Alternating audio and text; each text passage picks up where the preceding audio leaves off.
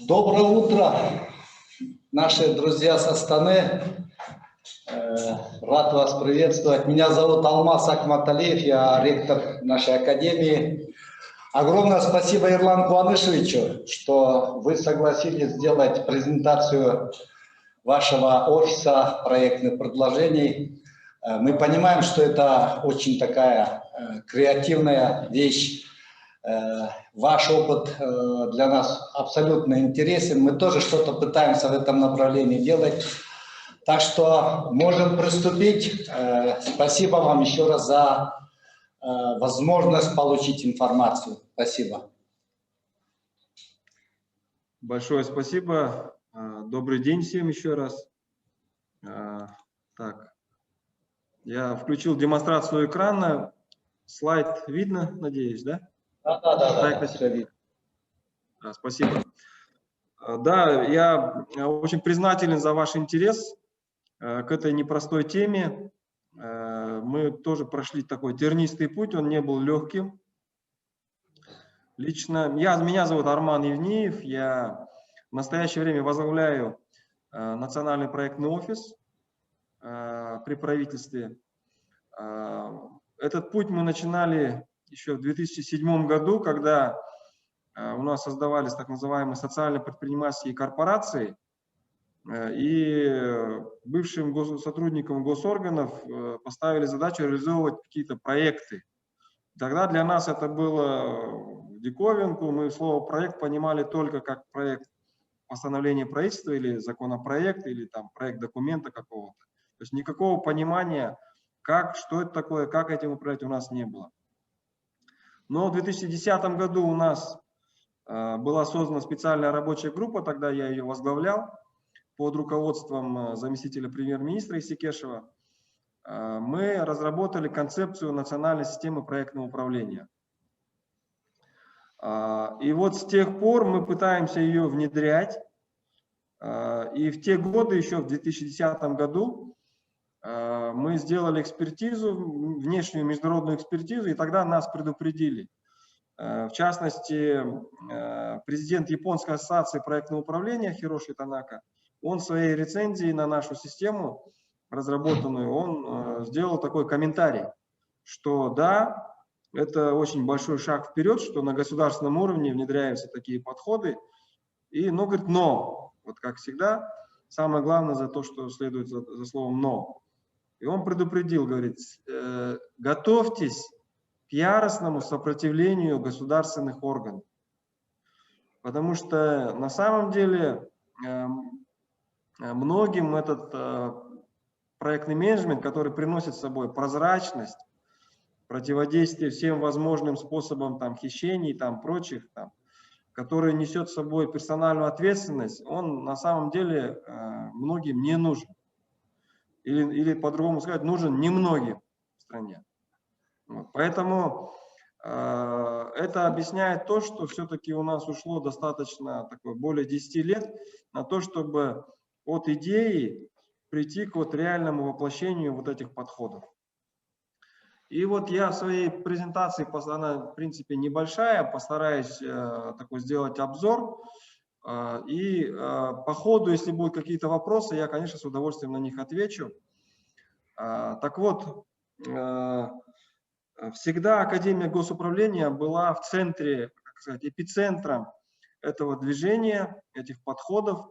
Вот те годы, когда мы в 2010 году писали концепцию национальной системы проектного управления, тогда мы рекомендовали создать при Академии госуправления Центр проектного менеджмента. Он был создан. В то время у нас было агентство по делам государственной службы, которое возглавлял Алихан Байменов. Я думаю, что вы его знаете, потому что сейчас он возглавляет хаб государственной службы, который работает в том числе и в Центральной Азии, с другими странами, не только в Казахстане. Так вот, этот Центр развития проектного менеджмента, он занимался тем, что накапливал материалы, такую, так сказать, базу знаний формировал и формировал самое главное достижение, то, что мы в Академии госуправления ввели курс проектного управления. И те, кто обучались в Академии в течение года, 2 лет, или те, кто обучались в краткосрочном повышении квалификации, так или иначе все они проходили через вот эти курсы. У кого-то это были экспресс, у кого-то это были полноценные годичные, значит, образовательная программа. И так мы набирали критическую массу как госслужащих, которые обладают этими знаниями, компетенциями, но в первую очередь мы формировали пул этих преподавателей, тренеров, которые уже обучались сами, обучая других, сертифицировались, становились профессиональными тренерами, профессиональными сертифицированными проектными менеджерами. И вот так было вплоть до 2017 года. И у нас был такой опыт, мы, может быть, вы слышали, у нас была такая программа, она и есть, это программа модернизации общественного сознания «Рухани жаңғыру». Это на основе статьи Елбасы Нурсултана Абишевича Назарбаева. И тогда эту работу курировала администрация президента. В то время я работал как раз в администрации госинспектором. И мне поручили возглавить вот этот проектный офис по реализации этой программы. Это было в 2017 году, и тогда нам потребовалось большое количество проектных менеджеров, и вот этот центр при Академии госуправления, мы сделали его перезагрузку. Мы его переформатировали в Центр развития проектного менеджмента в государственном управлении. Вот такое длинное большое название носит этот центр 2017 года. Вот на слайде вот как раз его есть. Вот. И здесь уже мы более целенаправленно, более, так сказать, ну, в каком-то смысле агрессивно начали продвигать эти вопросы. Потом у нас был опыт внедрения проектного управления в Генеральной прокуратуре и в ряде министерств. Ну, так сложилось, что я вот во всех этих офисах, я непосредственно лично участвовал, возглавлял эти офисы. И в Генеральной прокуратуре, и в Министерстве сельского хозяйства, и потом уже в регионах, в Туркестанской области, в Шымкенте, в Алматы. И вот я сегодня постараюсь поделиться вот этим опытом, то, что у нас сейчас происходит. Это была такая небольшая ретроспектива. У нас, кстати говоря, в 2017-2018 году правительство тоже озвучило переход на проектный подход, пригласило для оказания вот этого методологического сопровождения компанию McKinsey, но здесь, конечно, это вопрос такой философский, но лично, на мой взгляд, не стоит надеяться, что кто-то придет со стороны и вас там научит. Потому что все-таки каждая страна это своя специфика, это не уникально, что Казахстан, что Кыргызстан, это, что Америка, что Франция, это и у каждый раз это уникальная страна, и просто принести какой-то там зарубежный опыт и имплементировать его сразу однозначно, ну, на мой взгляд, это не получится. Поэтому учитывать это надо, использовать какие-то инструменты надо. Но вот так готовую какую-то систему полностью внедрить, на мой взгляд, это нереалистично. Вот. Так вот, все-таки нам пришлось разрабатывать свою систему. И если видите, если обратили внимание, мы назвали это не просто проектный подход, не просто проектная модель, а проектно-сетевая модель госуправления. Я чуть ниже объясню, почему мы это сделали.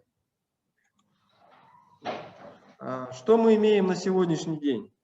Поскольку мы работаем государственными органами, государственными служащими, это достаточно агрессивная среда для проектного управления, которая отторгает все новое, то, конечно, ну, как это водится, госслужащим нужна бумажка. Покажите бумагу, где это написано, где это поручено. Поэтому нам нужна была политическая воля, и значит, президент страны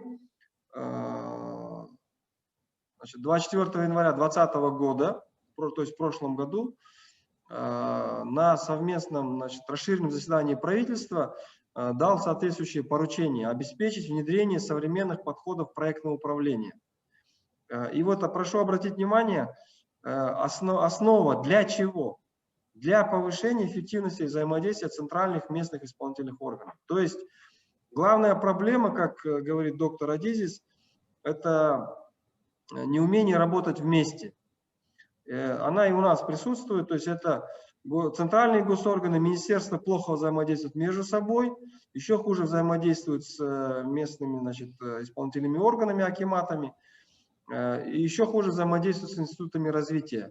У тех какие-то свои планы развития, которые иногда не согласуются с генеральными стратегиями вообще как бы развития страны. Поэтому была поставлена вот эта, идентифицирована это как проблема и проектный подход как способ решения этой проблемы. И это было оформлено как поручение президента. Соответственно, в течение прошлого года тут наложились, конечно, пандемия, но шла интенсивно очень работа. Меня тогда пригласили как раз на руководителем вот этого центра развития проектного менеджмента в Академии госуправления. И весь этот год я вот буквально до 26 февраля возглавлял этот центр. И, соответственно, мы вели подготовительную работу. Значит, и 20 октября было поручение премьер-министра уже преобразовать Центр проектного управления при правительстве в Национальный проектный офис и разработать и принять правила организации проектной деятельности. И всем центральным и местным исполнительным органам создать проектные офисы. В качестве нормативно-правовой базы что нам удалось сделать? Нам удалось подготовить законопроект. И 2 января президент подписал этот законопроект, в котором появилась нормативная база. Правительство было наделено полномочиями по утверждению правил осуществления проектного управления. То есть появилась вот это для всех юристов, всех госорганов появилась вот эта правовая основа. Потому что до этого мы к ним приходим, они говорят, покажите, где это написано, что такое проектное управление, что такое проектная роль, что такое устав проекта там, и так далее. И вот теперь у нас эта возможность появилась. Правила мы тоже разработали. Весь год обсуждали это с проектным сообществом, потому что для всех это новое. И тут как бы две полярные. С одной стороны есть классики, такие ортодоксы проектного управления, сертифицированные проектные менеджеры. С другой стороны, еще не готовая к таким большим шагам госсектор. Масса чиновников, которые очень инертны, которые все действуют только по поручениям там, и так далее. И вот это вот, чтобы преодолеть, мы сделали все-таки вот эти правила такой, ну, как бы на переходный период, которые имплементируют проектный подход, инструменты, стандарты проектного управления, сделали их понятными для внедрения в государственный сектор. Был определен уполномоченный орган, это Министерство национальной экономики по проектному управлению, и наделено это министерство полномочиями по утверждению типового регламента проектного управления. Это в виде уже приказа министерства. Поэтому вот такая правовая база у нас сейчас формируется. Закон принят, как я уже сказал, правила сейчас находятся в правительстве на утверждении, все госорганы согласовали. И типовой регламент находится тоже на согласовании госорганов. То есть то, что я вам рассказываю, это вот, как говорится, с пылу с жару, это то, что сейчас прямо вот в это время происходит. Архитектура общего управления складывается следующим образом. При президенте у нас сформирован Высший совет по реформам. Правительство является органом, который обеспечивает все решения, все реформы. У нас создано агентство стратегического планирования в сентябре прошлого года, задача которого это стратегическое планирование. Все целевые индикаторы, там, KPI и так далее. Вот наш проектный офис. И наш проектный офис работает как с центральными госорганами, местными исполнительными органами, субъектами квази-госсектора, то есть всевозможные самруб-казна, там, холдинги там, и так далее. Все, которые созданы с участием государства, они тоже попадают в нашу орбиту. в нашу проектную деятельность. И вот почему мы говорим о сетевом подходе, проектно-сетевая модель. Это взаимодействие с частным сектором и неправительственным, значит, гражданским обществом. То есть мы считаем, что взаимодействие должно быть как по принципу проектного Uber. Все должны взаимодействовать друг с другом. Вот. И как мы это собираемся сделать? Вот тут буквально такое небольшое теоретическое отступление. Я в большей части не ошибусь, наверное, если скажу, что в большей части госорганах существует такое заблуждение. Возможно, это и у вас, вы с этим столкнетесь тоже. Когда говорят проектное управление, то у всех как бы как сказать, в голове складывается понятие, что это проекты. Поэтому всегда называют там, такое популярное слово, это проекты, там, нацпроекты, там, спецпроекты там, и так далее. И когда говорят проектное управление, то все, как правило, подразумевают проекты. Но если чуть-чуть углубиться, то проектное управление состоит из 3 уровней. Это во всех стандартах, во всех странах. Я думаю, что у вас есть специалисты по проектному управлению сертифицированные, которые это хорошо знают. Так вот, первый, самый как бы, начальный уровень – это управление отдельно взятыми проектами. Второй уровень – это когда мы управляем программами, которые включают в себя и состоят из проектов. У программы одна большая цель, для реализации которой нужно сделать там множество проектов. И портфель программ и проектов, который может включать в себя несколько программ и множество проектов. У портфеля, как правило, нету одной большой цели, есть несколько целей, которые складываются из целей программ. И в портфеле они собираются для удобства управления. Так вот, применительно к нашему случаю в госсекторе, портфель – это на уровне правительства, который управляет всеми программами развития отраслей и всеми программами развития всех регионов. То есть это более 40 программ разного рода. Каждая программа это управляет министр или аким.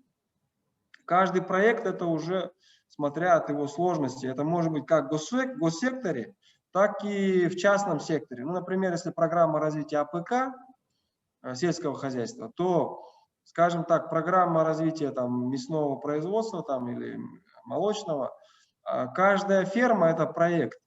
И тогда, по сути, каждый, кто строит там молзавод или мясокомбинат или ферму, он является участником госпрограммы по развитию сельского хозяйства. Если завод это, то по развитию промышленности.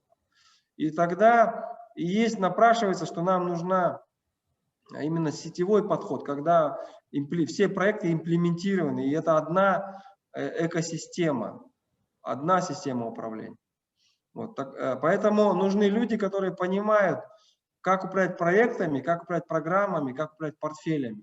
Вот, чтобы вы понимали как бы, всю эту сложность, к примеру, у нас в Казахстане десятки, наверное, уже, может быть, не десятки, несколько тысяч сертифицированных проектных менеджеров, которые имеют возможность квалифицированно управлять проектами. Но всего несколько человек, которые имеют сертификат международного образца по управлению программами, и всего один человек, который имеет сертификат сертифицированный проектный менеджер по управлению портфелем. То есть на весь Казахстан это буквально несколько человек, которые сертифицированы, прошли сертификацию. И, конечно, они работают не в госсекторе.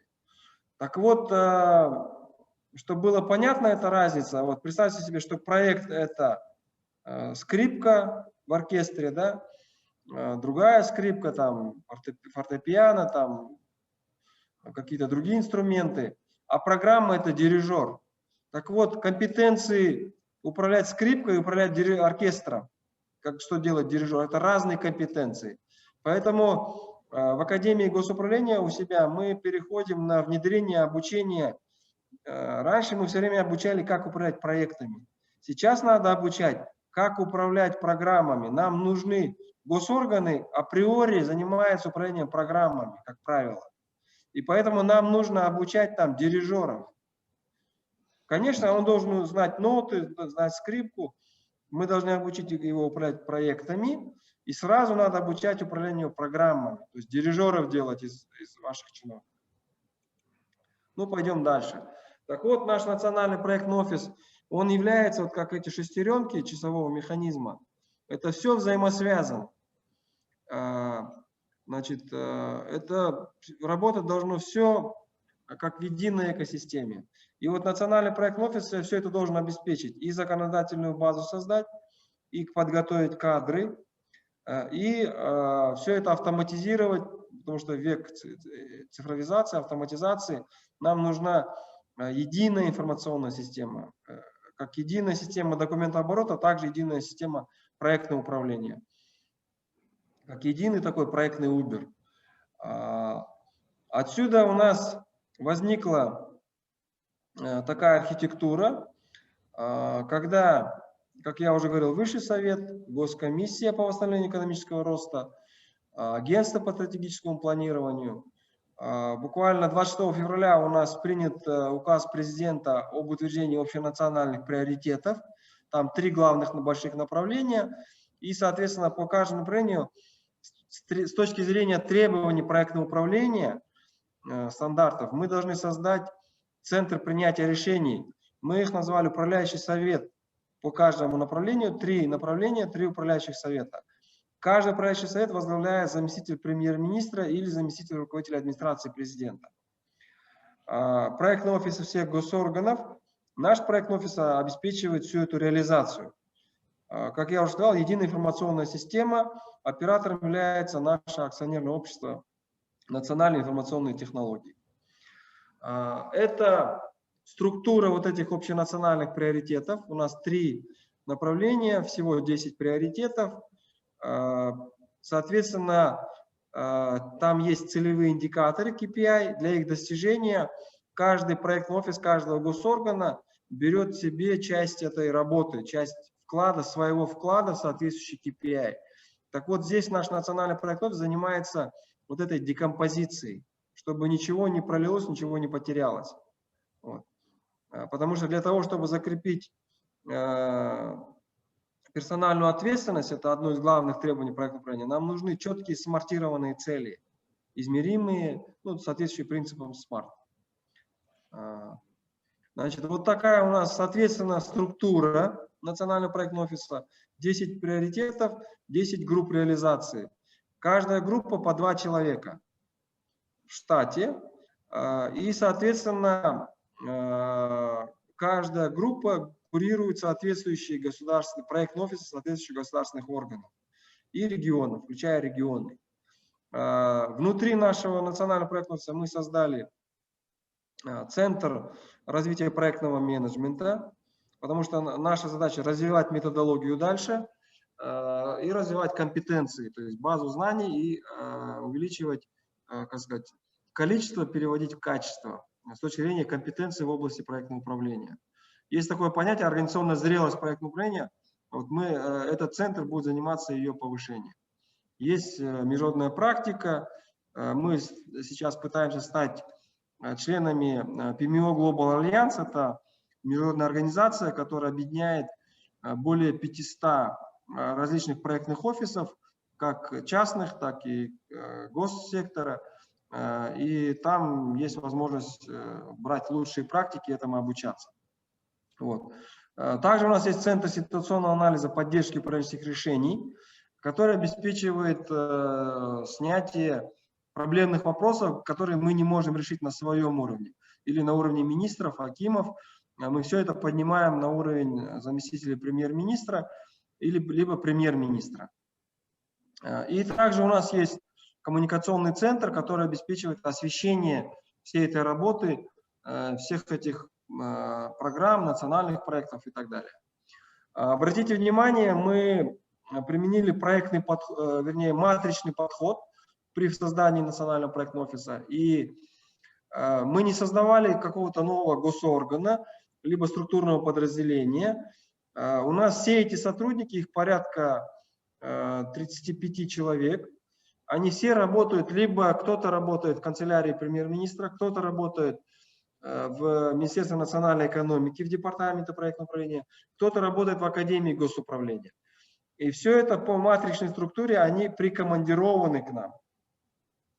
То есть мы доказываем, что это возможно, потому что бытует такая практика, как только создали какой-то отдел, департамент, комитет, то все окружающие считают, что это теперь их функция. Слово «проект» для них звучит как указание на то, что надо отправить это в этот отдел. И я думаю, что у вас тоже это старый советский пережиток остался. Это кто на своде, тот попал. Да? То есть тот департамент или комитет, или там сотрудник, на которого свод возложили, все остальные лапки свешивают, а этот просто собирает их мнение, там, упаковывает там, и какой-то там отчет правительства там, или информацию правительства направляет. От этой практики мы должны отойти, то есть от управления по поручениям к реальному проектному подходу. Вот. Обратите внимание, вот на этом слайде показана типовая структура проектного офиса госоргана. Это у нас подходит, мы сделали, унифицировали как для министерства, так и для акимата. То есть обязательно управляющий совет, как я уже говорил, это верхний уровень. Это на уровне зампремьер-министра. Министр или аким является обязательное требование руководителем программы, соответственно, несет персональную ответственность. Мы во всех этих нормативных актах везде это прописали. Персональная ответственность руководителя программы за результаты. Ну, конечно, определенное сопротивление было, были попытки там перевести это стрелки на там, замминистров, замакимов, но мы, как бы, руководство нас поддержало, это четко прописано, персональная ответственность. Дальше идет еще один центр принятия решений. Внутри министерства или акимата всегда будут вопросы, которые два там вице-министра не могут договориться, или два заместителя акима. Поэтому управляющий комитет, который должен снимать эти вопросы, принимать решения, это опять же соответствует стандартам проектного управления. И вот ниже начинается непосредственно сам проектный офис. Обязательно full-time, как минимум 3 человека, это руководитель офиса, главный менеджер, администратор. Обязательно full-time, то есть полный рабочий день. Совмещать не получится. Нужно полное погружение с утра до вечера. Вот эти 3 человека должны работать вот по обеспечению реализации той программы, там, развития отрасли, сферы или региона. И вот дальше идет стыковка. Каждая, вернее, вся эта программа декомпозируется на какие-то направления, мы их называем базовым направлением. Значит, все как у Чингисхана. Помните, да, я поэтому часто говорю, что отцом проектного управления является Чингисхан. Значит, центр, значит, правое крыло, левое крыло, Туменбасы, Мыңбасы, Жүзбасы, Онбасы. Ничего нового придумывать не надо. Вот. Все давно было изобретено, и это надо применять. То есть мы должны вот эти замакимы или замминистры, каждый должен на себя взять не просто направление, а соответствующие KPI, за которыми закрепляется его персональная ответственность. Как Чингисхан закреплял персональную ответственность за своими богатурами, так и тут мы должны закреплять персональную ответственность, четкие цели. Вот. И, соответственно, каждый замакима или замминистра формирует себе мини-штаб, тоже 3 человека, мы их называем группа реализации базового управления. Вот. И дальше идет вот темно-синим, это так называемые руководители групп проектов.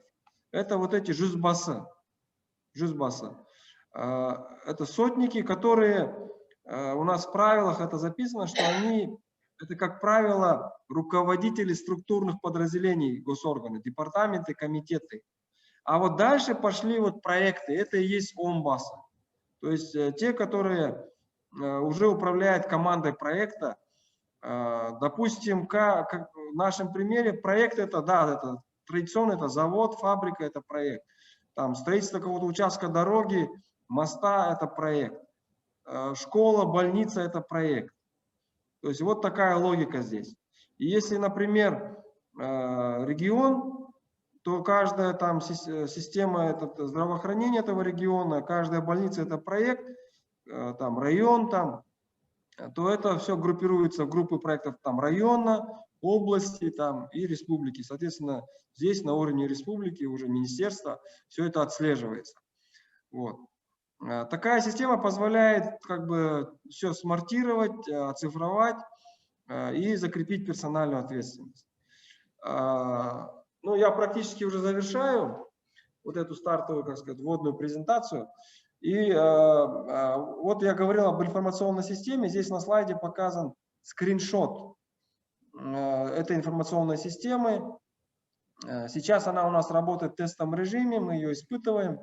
Значит, в ней я могу сейчас ее вживую показать. Сейчас в ней уже более 15 тысяч проектов, порядка 2900 пользователей, это сотрудники госорганов. Все они там, если надо, друг друга видят, объединяются в команды. Вот такого рода дашборды можно создавать и видеть, что происходит. Там, любой проект я могу сейчас зайти, посмотреть, так же, как и тот, кто руководитель там, соответствующего там, направления там, или отрасли. Это позволяет формировать, создавать такие кроссфункциональные системы, когда мы, здесь вот показано, как мы Microsoft Power BI, аналитическую платформу, бесшовно интегрировали с, значит, кросс-платформой, проектной кросс-платформой, и можно тоже отслеживать всевозможные KPI, рейтинги, там, и статистику там, и так далее. То есть видеть удобно в онлайне все эти KPI, показатели, проекты, доли, вклады, там, рейтинг регионов, районов, управлений там, и прочее, прочее. То есть вот я как бы завершаю. По сути у нас 6 принципов. Это интегрированное управление. От вертикальной иерархии мы переходим к матрично-сетевой архитектуре. От управления по поручениям мы переходим к доказательному менеджменту и гэп-анализу, когда мы проверяем, достаточно ли реализуемых проектов для того, чтобы мы достигли поставленных нам KPI. Вот. Мы внедряем стандарты проектного управления, то есть это лучшие практики, которые в мире работают. Нет никаких, как сказать, причин, почему они не должны работать в наших странах. Вот. Персонификация ответственности. Как я уже говорил, за общенациональные приоритеты лично отвечают кураторы, это зампремьеры, замруководитель администрации президента, за госпрограммы и национальные проекты министры, за программы развития регионов акимы, за базовое направление вице-министры и заместители акима. Дебюрократизация и agile. Это гибкое управление, скорость изменений сейчас большая, поэтому мы гибридную модель используем. То есть мы жесткие цели, индикаторы, KPI, мы потом их декомпозируем. Но когда мы доходим до конкретного проекта, мы здесь дела отпускаем, уздечку, и даем возможность проектным командам работать современными методами Agile, Scrum, Kanban, там, я думаю, вы об этом знаете. То есть это уже зависит от сложности, масштаба, там, стоимости там, и других показателей проекта. Кстати говоря, работа в единой информационной системе позволяет делать это быстро. То есть не нужно вообще переписываться. То есть это как советское такси, да, советский таксопарк и как бы Uber работает. Это разница такая же. То есть все быстро в одной платформе. И вот 6-й принцип, мы пытаемся убить вот то, что отнимает львиную долю рабочего времени чиновников, это переписка, письма всевозможные, отчеты, справки, доклады. Мы все это хотим свести к нулю за счет того, что это будет онлайн-дашборды и реальная ситуация. То есть любая справка, она имеет срок годности. Она там на следующий день уже может ситуация меняться. А когда онлайн-дашборд, в начале там, совещания может быть один показатель, а к концу совещания может быть уже другой. Я когда вот так презентации делаю, у меня так и получается. Вначале, если это рабочий день, я показываю одни цифры, а там, через 2 часа люди могут увидеть уже другие цифры, потому что идет работа в системе. И у нас всегда есть самая свежая, актуальная информация. Ну вот таким образом, я это быстро пройду, это вот мы примеры национальных проектов, как мы их декомпозируем, какие алгоритмы, то есть вырабатываем. И вот последний слайд. Вот по такому скрам-графику мы это называем. Мы работаем со всеми проектными офисами всех госорганов, их более 40. До обеда, как правило, мы работаем с центральными госорганами, после обеда с местными исполнительными органами. И такой график, он, видите, составлен не по числам, а по дням недели. Каждый знает, что, вот там, допустим, сегодня четверг, там в 11 часов проектный офис там, Верховного суда, вот, а в 11:30 проектный офис МВД. Всего 30 минут, но за эти 30 минут мы открываем информационную систему и смотрим, где горят светофоры, что сделали, не сделали там. И так каждую неделю. Это, по сути, мой график, вот, моей команды. А у каждой группы реализации у них большее погружение. Уже декомпозиция идет там программ, они погружаются уже сами программы, сами базовые направления. Вот. И каждый день мы проводим 14:30 такую, значит, оперативное совещание, когда через все эти чаты ссылка рассылается в Zoom, и любой желающий может подключиться и задать какой-то вопрос. Вот примерно такой формат работы. Я постарался больше, как сказать, меньше теории, больше практики. В принципе, готов ответить на любые ваши вопросы. Спасибо. Спасибо, спасибо, Арман. Арман, можно пару вопросов, да? Значит, вот вы сейчас возглавляете офис, который в составе аппарата правительства, ну, грубо говоря. Да, абсолютно верно. Этот офис создан распоряжением премьер-министра, я официально являюсь его руководителем, но, как я уже сказал, офис создан по матричной структуре, и там есть сотрудники Министерства нацэкономики и Академии госуправления, кроме сотрудников канцелярии премьер-министра. А full-time у вас сколько человек работает? Вот все эти... Сейчас у нас штат еще полностью не укомплектован, но порядка 35 человек будет работать full-time. Ну, почти весь состав, это предусматривается работа full-time. Понятно. А вот сам офис, ваш статус, если его сравнить с отделами аппарата Кабмина, он на каком уровне вообще? Ну, это где-то примерно между заведующим отделом и заместителем руководителя канцелярии. Вот, например, в России Андрей Слепнев, он, возглавляя федеральный проектный офис правительства, он был заместитель руководителя аппарата правительства. Вот у них была такая структура. У нас, ну, примерно такая же. А какую роль играет Академия госуправления вот в этой цепочке? Вот я когда показывал, что Центр развития проектного менеджмента — это две большие задачи. С одной стороны, мы должны работать как проектная лаборатория. Вот эта методология, она должна не стоять на месте, она должна развиваться, отвечать вызовам, смотреть лучшие практики и внедрять. Нужно адаптировать стандарты. Мы сейчас адаптировали ISO 21500 серию стандартов: 500, 21503, 21504. Сейчас вот уже вышел 21502, мы сейчас его переводим. И вот постоянно нужно, чтобы кто-то все это имплементировал. Поэтому и плюс это компетенции. Нужно обучать, нужно развивать образовательные программы. Мы хотим сейчас сделать такую норму, требования, квалификационные требования, что значит, для назначения на определенные должности, категории должностей в государственной службе, нужно будет обязательное требование, мы поставим, что там сертификация по там, ISO 21500, например, у руководства по управлению проектами, 21503 руководство по управлению программами. То есть человек должен уже заранее как бы пройти, сертифицироваться. У него в личном деле должно быть содержаться эта информация.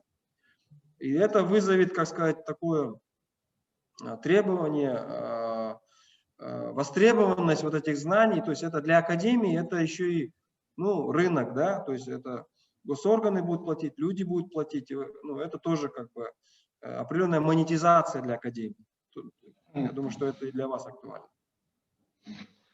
То есть, насколько я понимаю, создана такая вертикальная структура, да, что есть офис в Кабмине, есть офисы в каждом министерстве и агентстве, и плюс еще и в Академии госуправления. Я так понимаю? Да, абсолютно верно.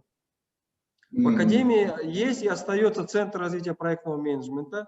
Буквально до 26 февраля я являлся его руководителем. Сейчас его возглавила Жанар Тайжанова, возможно, вы знакомы, она давно работает в этой академии. И я оттуда уволился, поскольку возглавляю теперь вот этот как бы большой офис. Официально уже. До этого я его возглавлял, по сути, неофициально весь год, потому что мы, как сказать, доказывали нашу жизнеспособность, потому что если вы за это возьметесь, то вы должны быть готовы к тому, что будет некая, либо нужно будет доказывать, что это нужно, что это полезно, что это эффективно, что это там даст пользу стране, правительству. Где-то вы столкнетесь с открытым сопротивлением, но самое страшное, вы столкнетесь со скрытым сопротивлением, когда все говорят да, все верно, но никто ничего не делает. И вам будет иногда казаться, что вы одни, что это никому не нужно. Здесь, как сказать, терпение только могу пожелать. Понятно. И от вашего статуса, да, вашей должности, где-то на уровне, вы сказали, начальника отдела, да, Кабмина, да, аппарата Кабмина. Как вы считаете, это достаточно, чтобы быть мотором? Я скажу так, знаете, история про один успешный проект с точки зрения проектного управления, это создание атомной бомбы. Когда Рузвельт пригласил полковника Лесли Грейвза и говорит, вот назначаю тебя руководителем проекта, у тебя там 1,5 года, чтобы создать атомную бомбу. Вот тебе там около 1000 ученых, там разные лаборатории, там, вот давай сделай. И тот единственное, что сказал, ответил, он говорит, да, господин президент, но, похоже, эти яйцеголовые разбираются в чинах. А он был полковником. Он говорит, сделайте меня генералом. И ему дали внеочередное, досрочно присвоили звание бригадного генерала. И он, как известно, сделал этот проект. Да, он такой античеловечный, но с точки зрения проектного управления это было, как сказать, очень быстро и четко. Так вот, вы абсолютно правы, этот статус имеет значение. Поэтому мы в нашей структуре, поскольку премьер-министр лично поддержал, то он дал мне статус внештатного советника премьер-министра. Я и сейчас являюсь внештатным советником премьер-министра. Так, вопрос, пожалуйста. Меня зовут Адиля Абдиева. В самом начале вашей презентации вы сказали, что вот несколько лет назад, когда весь процесс этот только начинался, вы формировали пул тренеров. Да. Как этот процесс формирования шел? Академия обучала этих тренеров? Тогда кто обучал этих тренеров? Или пул тренеров по всей стране вы собирали? Как этот процесс происходил? Да, очень хороший вопрос. И у нас это тут такая проблема яйцо-курица, да, кто кого должен обучить. Мы что сделали? У нас в начале 2020 года, вот еще год назад, вот как раз пандемия началась, все на карантине жестком, и у нас получилась ситуация, мы уже поняли, что нам нужен этот пул тренеров, а у нас в стране всего один сертифицированный тренер, который имел официальное право обучать других тренеров. Это как раз вот Жанар Тайжанова, она возглавляет вот этот Центр развития проектного менеджмента в Академии сейчас. И она единственная, она еще и в декретном отпуске у нас. И получается, вот только она. И мы с ней вот все это обсудили, проговорили. И она дистанционно разработала специальный курс. И мы дистанционно обучили несколькими партиями еще более 40 тренеров. Вот весь этот 2020 год. Значит, в том числе вот даже я сам обучился там еще. В общем, все, кто мог держать штык, вот, преподаватели. И мы проследили, чтобы в Академии у нас есть филиалы во всех регионах, чтобы в каждом филиале хотя бы один тренер у нас появился. Кто-то сам со второго, с третьего раза сдавал, не сразу получалось. Вот.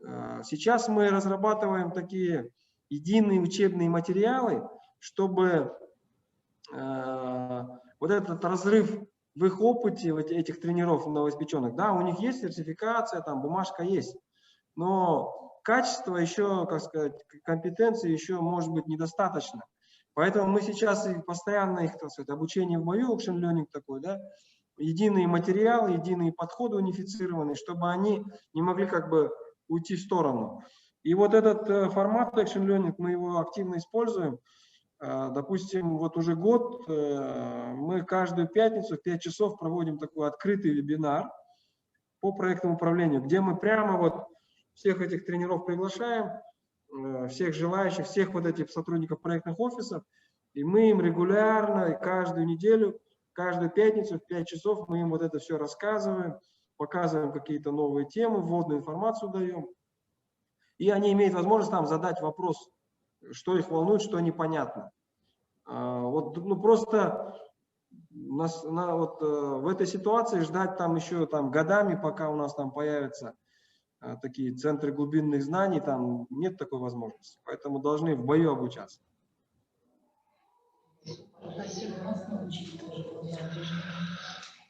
Понятно. Арман, еще один вопрос. Вот у вас просто очень классная сейчас ситуация, когда вы начинали с программного офиса Академии и сейчас в Кабмине, да? То есть мы понимаем, что без поддержки сверху, да, на уровне премьера, возможно, даже президента, да, то есть вот такую реальную действующую систему этих офисов и самого подхода это невозможно, да? Поэтому, если мы, как вы сказали, будем это стараться начать, да, вот, грубо говоря, 5 первых наших шагов. Как вы себе это мыслите? Вот чисто на практике. Хороший вопрос. Я еще одну важную вещь скажу. Вы, наверное, знакомы с Альтаиром Ахметовым. Это Конечно. Бывший ректор Академии госуправления. И он сейчас является руководителем, заведующим отделом госуправления в администрации президента.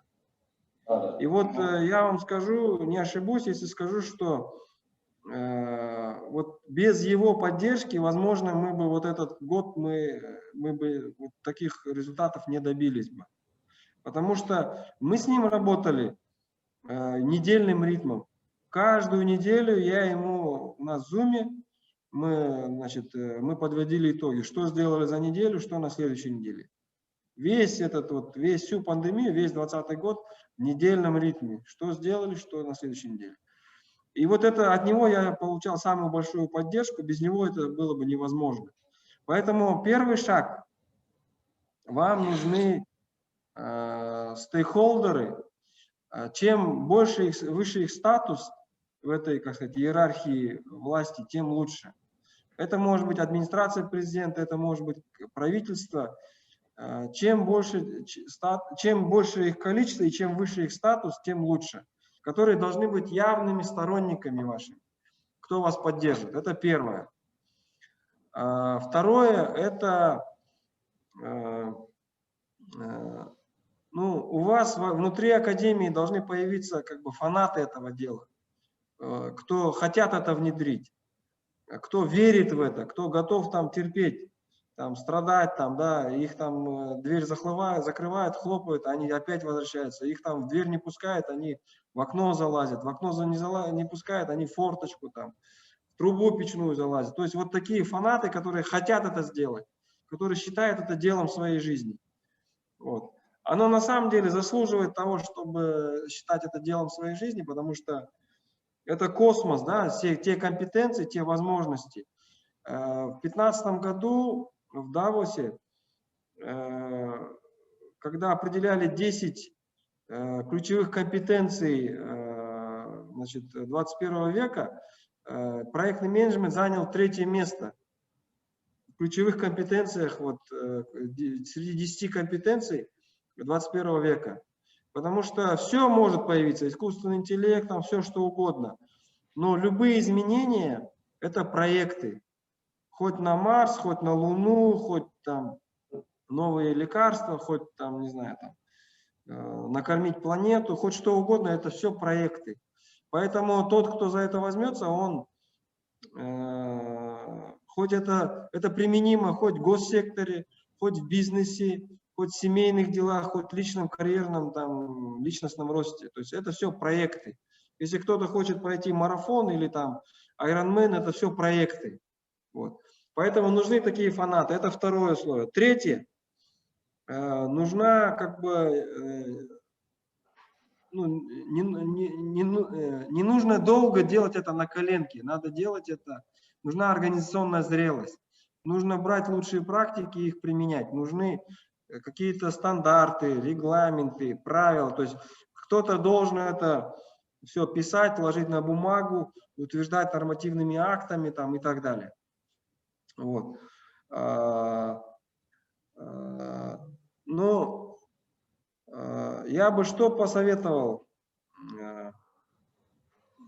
Нужно найти стейкхолдеров в каких-то теперь отраслях, то есть какие-то министры, может быть, прорывом будут. Какое-то там отдельное министерство, там, не знаю, здравоохранения там, или там, сельского хозяйства, или кто-то, где кто-то вот там поверит в это. И поэтому любая возможность показать, ее надо пользоваться. И точно так же с регионами. Какая-то область, регион или район, кто-то возьмется, покажет результат. Надо создать ситуацию, когда кто-то, у кого-то получилось что-то, какой-то получил результат, какой-то эффективный рост, там, привлечение инвестиций, там, или снижение безработицы, или там еще что-то. Например, в России есть такая Белгородская область, там губернатор, он фанат этого проектного управления, он там, по-моему, уже почти около 20 лет является губернатором Белгородской области. И у него было несколько заходов на внедрение проектного управления. Первый раз у него не получилось. Но он набрался сил, терпения, ввел во 2-й раз. И вот как только они стали внедрять проектное управление, с тех пор Белгородская область всегда в 3-ке лидеров по всем показателям в России. То есть это и привлечение инвестиций, промышленный рост, ВРП, там, уровень безработицы там, и так далее, и так далее, и так далее. Инновационные вещи. Потому что у них все на проектном мышлении. Там любой глава сельской администрации, там починить забор, он уже сразу делает проект. Вот. Поэтому вот найдите таких в регионах, таких тех, кто хочет этим как бы заняться. Я вам, кстати, обещал показать саму платформу, да, давайте я все-таки это сделаю. Так.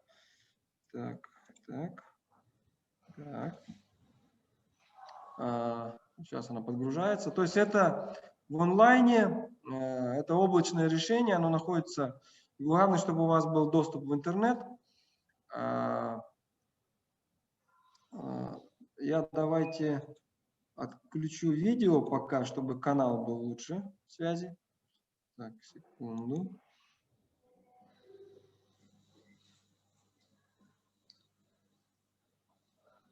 Так.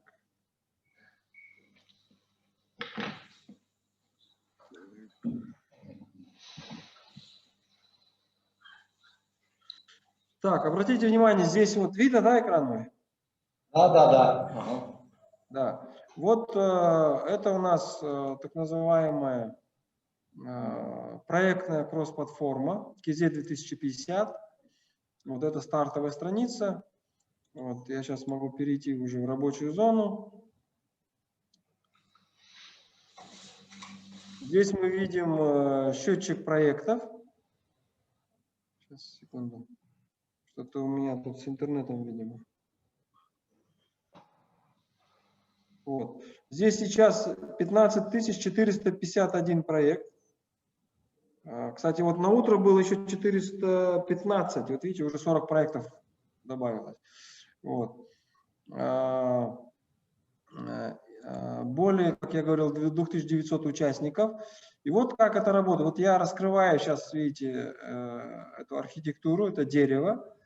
И вот я показываю, да, здесь у нас различные... Арман, можно по ходу один вопрос? Там написано ДК Нуротан. Это что означает? Это означает дорожная карта по реализации предвыборной программы партии Нуротан. Понятно. То есть у нас появляется возможность, я сейчас покажу, контролировать, партия может контролировать все проекты. Сейчас я покажу, как это. Вот. Так вот, здесь наши общенациональные приоритеты, концепция развития госуправления. Вот она, предвыборная программа партии Нуротан. То есть можно ее там декомпозировать, посмотреть, что это вот партийный контроль, там направление 1, направление 2, 3, 4. У нас 4 направления. Можно пойти еще дальше, это группы проектов. И дальше это могут быть уже проекты. Вот. Появляются уже проекты. Не могут быть, а появляются проекты. Вот. Дальше у нас идет вот такая инициатива, как «Слышащее государство». Переходим вот на Data Driven Government. Это вот структура нашего проектного офиса, то есть наши внутренние задачи. И вот у нас под кураторством этих 10 групп это проектные офисы, допустим, Восточно-Казахстанская область, Западно-Казахстанская область, там, Министерство труда, там. То есть все 10 групп это курируемые ими программы. Ну, допустим, давайте посмотрим там. Министерство, допустим, здравоохранения. У них есть госпрограмма, мы можем провалиться в госпрограмму. В госпрограмме есть вот базовые направления. Вот эти индикаторы могут вам подсказать, что там есть какая-то задача просроченная или проект просроченный, видите. Вот. Группа проектов «Выбор людей в пользу здоровья». Мы проваливаемся. И есть там, допустим, проект повышения там, грамотности там, населения. Мы можем провалиться в этот проект, увидеть его устав, цели, там, задачи. Задачи проекта могут быть в таком виде списка, могут быть представляться в виде там, диаграммы Ганта, вот в таком виде, вот, где, когда, что должно произойти, там, кто ответственный там, и так далее, вплоть до закрытия там. И все это вы в любой момент времени видите, есть 6 ошибок, он показывает, что какие задачи просрочены. То есть это все быстро, моментально можно делать. Это можно все видеть в канбане, вот таким, как сказать, более комфортно, там можно, там, если вы сделали задачу, можно ее там перенести на утверждение или готово, так мышкой прям. То есть я не буду этого делать, потому что это рабочий проект. Понятно. Арман, можно по ходу, да, вопросы задавать? Да, конечно. А кто администрирует вообще эту платформу? Там же это же серьезная платформа, да. Да, это наш национальный проектный офис, это все администрирует. Вот. Кто вносит, например, проекты сюда на эту платформу? Вы сказали, что с утра изменилось количество. Вот, обратите внимание, это все сотрудники вот этих проектных офисов госорганов. Помните, я показывал типовую структуру проектного офиса? Это вот те команды, они вносят. Вот здесь сейчас 2937 пользователей. Вот они и работают сейчас в системе. Прямо сейчас, в данный момент времени. Вот по ходу, да, значит, ну ладно, вы обнаружили, что какой-то проект застопорился, да, грубо говоря. Да. Что дальше? Значит, дальше вы можете провалиться в этот проект. Ну, допустим, вот я говорю про Нуротан. Ага. Сейчас я покажу. Тут, значит, создаются вот такие дашборды, чтобы быстро находить проблемную зону. В каком проекте там провал. Сейчас он подгружается. Ну, пока там подгружается. Вот, так. Вот этот проект, допустим, видите, вы видите, какая задача просрочена. Вот, допустим, и вы можете там уже провалиться в эту задачу, и там кому надо найти, кто ее там не выполнил, и, соответственно, вот Джазира Имбердиева можно там, посмотреть, связаться с ней напрямую, ей там сообщение написать или позвонить там, то есть это все уже как бы карточка задачи открывается там, какие-то комментарии можно написать, какие-то материалы вложить там, то есть это все возможно. То есть получается, ваш офис в Кабмине это как бы кнут, грубо говоря, да? То есть вы все мониторите, спрашиваете, почему не идет, почему застопорилось. Я так понимаю? Да, абсолютно верно. Это точно так же работает, как у Чингисхана, да? Мы же говорили, мы Туменбасы, он спрашивает с Мыңбасы, Мыңбасы спрашивает с Жузбасы и так далее. Туменбасы, он же не спрашивает с каждого онбасы или с каждого там воина. Конечно. Правильно? Каждый спрашивает со своего уровня, то есть это уровень эскалации. Поэтому, когда я сейчас покажу, когда мы создаем какую-то задачу, значит, то мы можем ее эскалировать. Если она там прошла неделя, вторая не решается, то мы можем ее, значит, задать ей определенный трекер. Это как проектное задание, или там задача, или контрольная задача, или как поручение, или как протокол ее оформить. Вот, допустим, мы даем контрольная задача, и мы можем сделать уровень эскалирования. Эскалировать можно на уровень руководителя базового направления, либо это у нас зам.акимы, вице-министры. Руководитель программы – это министры и акимы. Национальный проект – это мы, то есть нам могут эскалировать задачу. Куратор – это зам.премьера, штаб – это первый зам.премьера, штаб дорожной карты Нур-Отан, и уровень премьер-министра. И когда премьер-министр или зам.премьера, например, сейчас я покажу так, какой-нибудь дашборд, национальный план развития, то, видите, здесь, допустим, зам.премьера, у него в компьютере включается вот такая, плитки такие, да, открываются, и он видит задачи, эскалируемые на уровень куратора. То есть каждый зам.премьера видит свое, что там 3 задачи на его уровень подняли. И либо это министр может видеть, либо премьер-министр даже может видеть.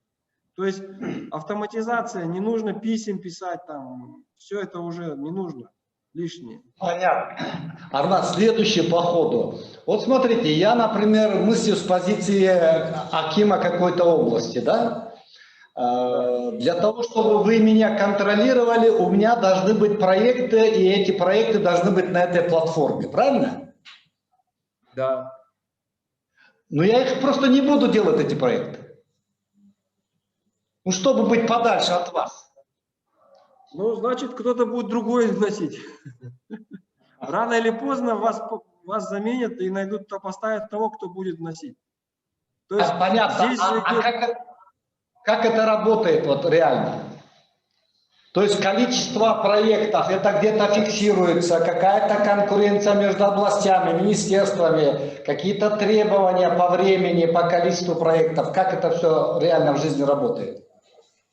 Ну, хороший вопрос. Смотрите, я вот сейчас покажу. Вот здесь, вот как раз на примере дорожной карты, значит, Нур-Отан, да? Там у нас 4 направления, они все интерактивные, я могу в любое провалиться, но я могу выбрать министерство или акимат. Видите, здесь Атырауская область, там любая область, да? Если я сейчас выберу, то я применю, мне покажет то же самое, но по этой области. И вот обратите внимание, у нас есть такая сводная таблица внизу.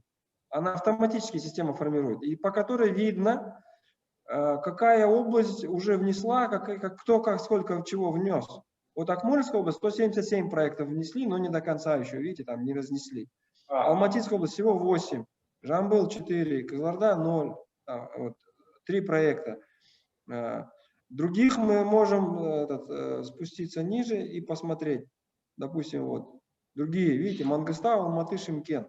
Можем итоговую посмотреть внизу. Вот видно, То есть, значит... Понятно. То есть для того, чтобы внести какой-то проект от министерства или от региона, какие-то базовые требования есть к самому проекту? То есть оно Конечно, должно...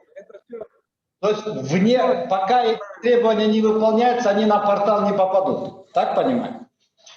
Когда мы автоматизировали, если у вас есть сертифицированные проектные менеджеры, то они знают, что есть такое понятие, как устав проекта. И вот этот устав, он обычно делается как отдельный файл, и потом, ну это можно, когда один проект, там, 2, 3, 10 проектов, но когда тысячи проектов, этих 1000 файлов, мы от этого ушли, мы это все автоматизировали. То есть у нас устав здесь прям в системе. И это достигается заполнением вот этих полей. Видите, мы создаем проект можно создать по шаблону, можно выбрать, он уже готовый. Допустим, если я выбираю проект, какой-то я хочу построить какой-нибудь, ну скажем, что-то связанное с инженерными коммуникациями, то и мне вот шаблон открылся, в котором уже есть задачи, я вот могу его посмотреть, значит, Ганта посмотреть, и мне строить эти коммуникации, дороги или школу, или больницу, уже готовый шаблон дается.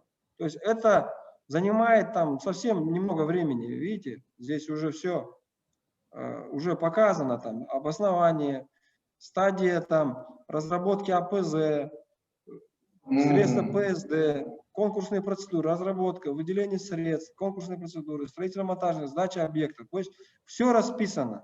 Мне остается только даты поменять, название проекта поменять. Это занимает совсем немного времени. Вот. Если я все-таки хочу создать индивидуальный проект, то меня система ведет. Она говорит, кто автор, начало выбери, там, какой там. И начинается тут максимально мы тут компоненты можно выбрать, что это такое, чтобы он учитывал только проекты, а не вот эти структурные вещи. Система должна уметь потом фильтровать, вытаскивать, поэтому мы даем признаки проекта, в рамках чего он реализуется, какой программы, кто куратор, мы выбираем там отсюда. Там. Арман, вот теперь насчет портала, да, вообще это какой-то базовый портал или это ваше ноу-хау? Нет, это софт-приложение EasyProject.com. Мы, смотрите, вот здесь, видите, это Project. Easy Project. Это open-source решение компании Easy Software, штаб-квартира у них в Лондоне. Значит, мы сделали, как сказать, такой поиск, и в итоге остановились на их этом решении, потому что они нам дали очень большие права по кастомизации. То есть мы вот эти вещи, которые я показываю, мы их сами все настраиваем. Они нам дали права, потому что если возьмешь MS Project или Microsoft, или там Bittrex, там, или еще какие-то, мы их изучали, но там вот, чтобы какую-то кнопку сделать, чтобы что-то настроить, это занимает очень много времени, это надо им письма писать, там, согласовывать, там, это месяцами. А мы эти кнопки, там, мы за 10-15 минут я там звоню, мы на ходу это все настраиваем, на лету все это делаем. То есть все-таки роль айтишников тоже важна, да, получается? Да, здесь компетенции не столько айтишников, сколько на стыке, вернее, от айтишников и проектных менеджеров. То есть тут нужны айтишники, которые понимают проектный менеджмент, или их надо садить рядом прямо там.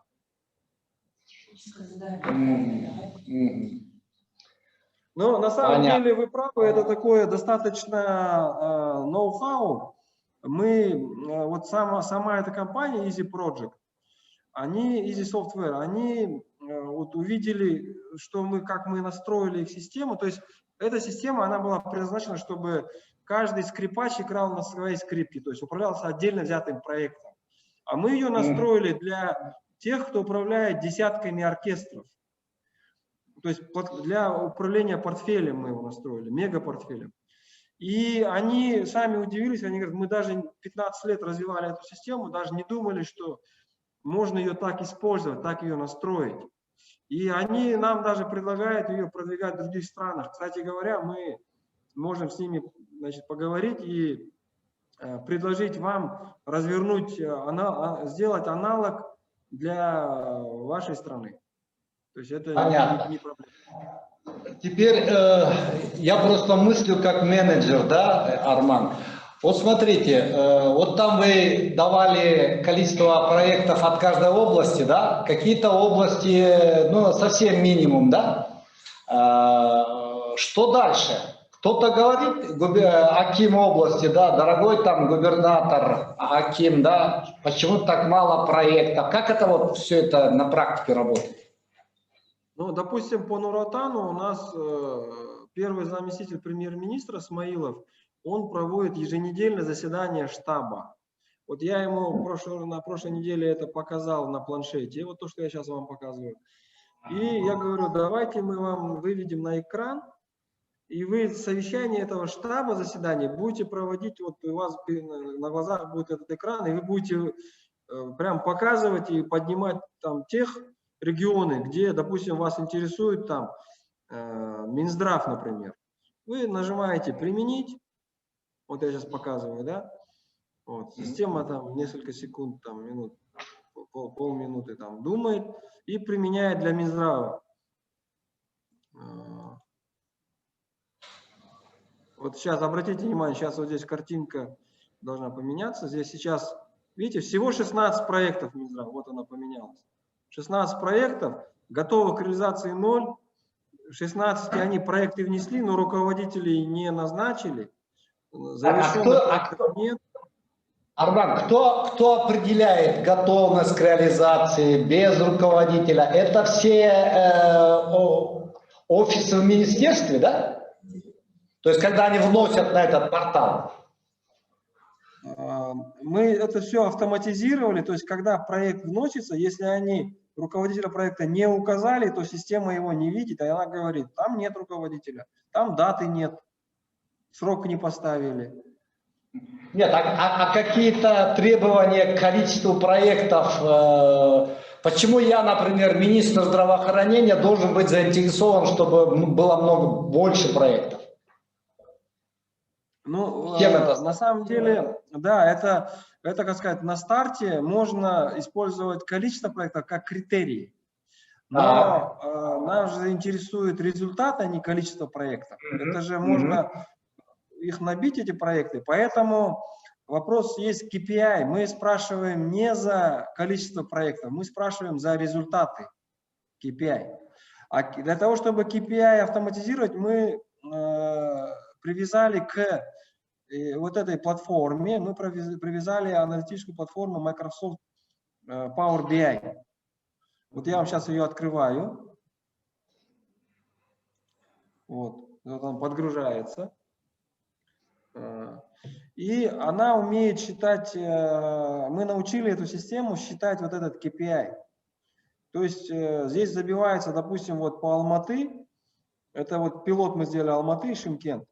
У них всего 97 KPI, и мы эти KPI разбиты по 4 базовым направлениям. Ну, допустим, посмотрим человеческий капитал.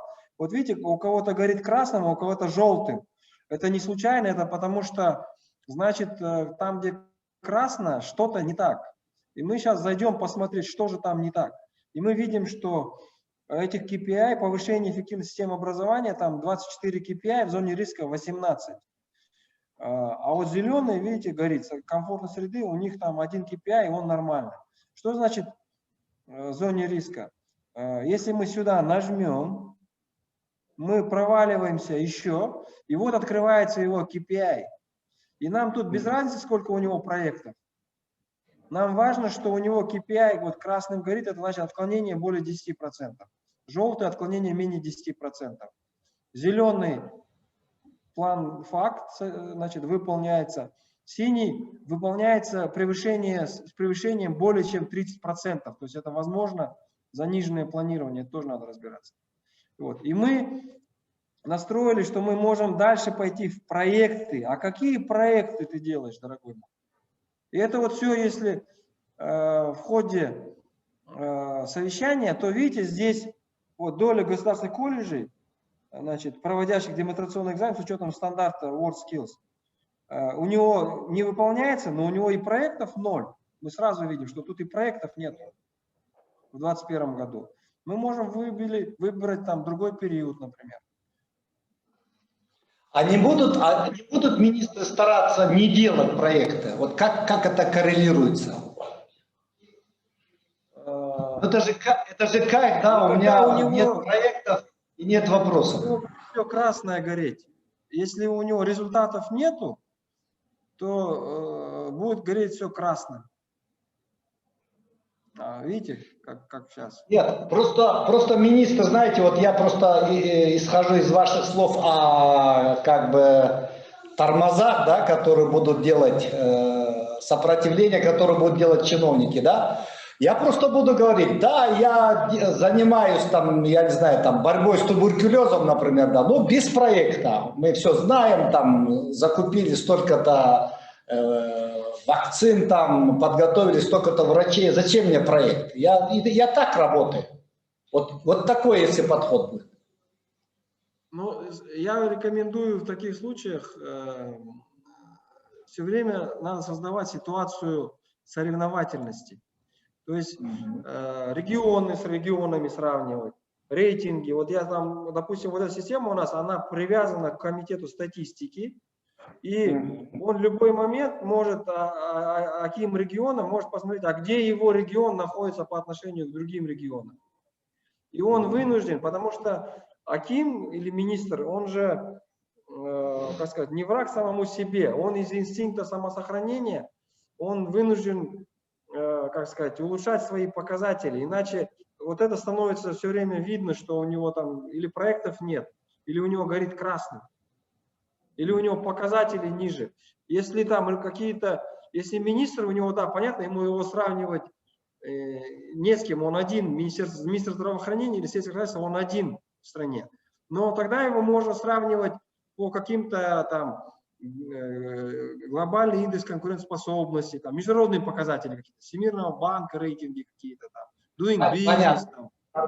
Тогда, значит, по идее, например, заседание Кабмина, да, то да, оно, по идее, если это все раскрутить на должный уровень, то получается, что заседание Кабмина будет посвящаться выполнению конкретных проектов регионами, министерствами, то есть уже предметный разговор.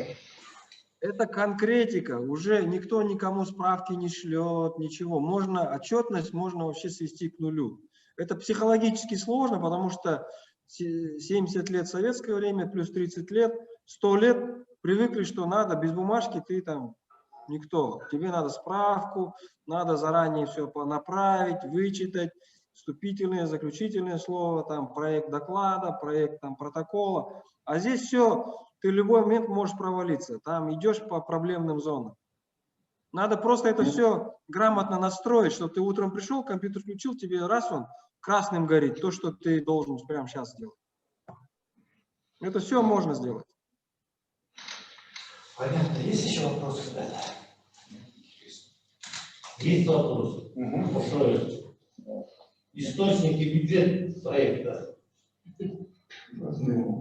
Источники чего? Источники бюджета проекта. За счет чего финансируется ваш проект? За счет бюджета Казахстана, за счет НФО и так далее. Офис. Офис. Да, офис, значит, заработная плата сотрудников финансируется из бюджета тех организаций, которые их к нам направили поэтому матричная структура. А все остальные вопросы общие, допустим, офис, там, да, там, интернет, там, прочее, то это через Министерство национальной экономики, как уполномоченный орган по проектному управлению. Нам вот дали помещение, здесь мы сейчас сидим на территории Экспо. Если кто был в Астане, то прямо вот нам дали один open space, тут 900 квадратных метров. И мы специально такую площадь сделали, потому что сюда сейчас приходят вот эти госорганы, и мы их рассаживаем, и прямо вот по графику с ними я работаю. И где с кем-то в онлайне, с кем-то в офлайне, но мы сейчас, процесс идет как бы запуска вот этого, потому что буквально офис вот создали 23 февраля, вот всего месяц нам, поэтому идет такой процесс. Арман, а у вас в открытом доступе есть нормативная база всего этого? Нет, в открытом доступе пока нет, но Вы можете в принципе, я большого секрета не вижу. Я проекты этих постановления правительства, Да. Вот эти вещи, чтобы уже... проектное управление и типовой регламент я могу поделиться здесь. Понятно. Нету, да, больше? Арман, тогда вам огромное спасибо. Значит, мы постараемся создать какую-то группу у нас в Академии. И я вас очень прошу, чтобы вы контактировали с этим отделом. У вас какой-то уже хороший опыт есть. Мы постараемся тоже пойти по этому пути, потому что это неизбежно, я чувствую, это уже все равно система управления, тем более госуправление идет в том направлении. У нас сейчас уникальная возможность, потому что идет конституционная реформа, да, то есть все эти вещи мы можем решать более оперативно, да, то есть мы иногда и неправильные вещи делаем очень быстро, так что поэтому постараемся хорошие вещи делать быстро. Поэтому вам огромное спасибо, большое спасибо Эрлану Куанышевичу, большой привет от меня, от нас всех. И я думаю, мы еще будем часто вас беспокоить. Я думаю, как только определимся с руководителем этой, в кавычках, группы, да, пока у нас в Академии. И я думаю, по ходу мы будем советоваться с вами, вот, потому что уровень и ментальность чиновников в Казахстане и в Кыргызстане примерно одинаковые. Да. Я сам выпускник КАЗГУ, так что я изнутри знаю. Я выпускник ФЭФа, если вы знаете, философско-экономический факультет КАЗГУ. Вот. Но это было давно. Я, как всегда, шучу, говорю, это было еще в прошлом тысячелетии, да? Потому что на самом деле в прошлом тысячелетии. Так что, Ирлан, вам огромное спасибо, и мы постараемся еще быть в контакте с вами. Хорошо, вам спасибо за внимание, за интерес. Хочу пожелать успехов в этом нелегком деле, но оно благодарное дело, оно очень полезное, потому что это системные вещи, это такие основополагающие, это фундамент будущего развития. Потому что в хаосе там ни у нас, ни у кого ничего не будет. Поэтому Конечно. Надо навести, вот, как сказать, фундамент заложить управление, где вы поймете, что все управляется, все можно, все ниточки все в ваших руках. Показать это правительству, там, администрации президента, я думаю, что это вы получите поддержку, и я к вашим услугам. Вот, спасибо. мы готовы помогать, делиться опытом, да. И думаю, что не за горами тот день, когда мы у вас будем учиться. Это нормально. Дай Бог. Дай Бог. Я думал, только кыргыз оптимисты. Оказывается, казахи оптимисты. Спасибо вам большое. Рахмат, жақсы тұрыңыз. Сау болыңыздар.